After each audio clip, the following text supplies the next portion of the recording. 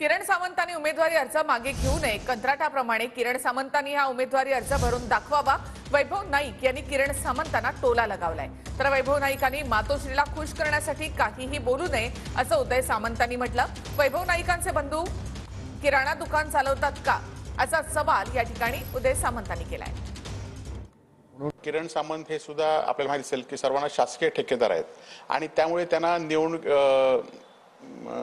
काम घेताना tender form घ्यावे लागतात।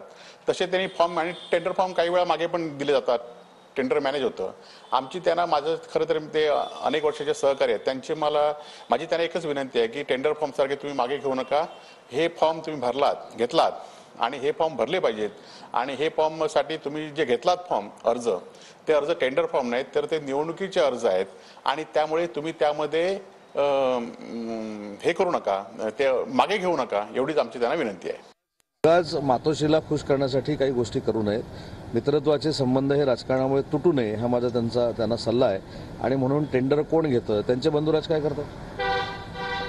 त्यांच्या बंधुराजांचं काही किराणा मालाचं दुकान नाही, ते देखील कॉन्ट्रॅक्टर्स आहेत। त्याच्यामुळे मला असं वाटतं त्यांना कॉन्ट्रॅक्ट देण्यासाठी सामंत कुटुंबानं काय मदत केलेली आहे याचा देखील त्यांनी विचार करावा। आणि म्हणून राजकारण हे संबंध तुटण्यासाठी असू नये या मताचा मी आहे।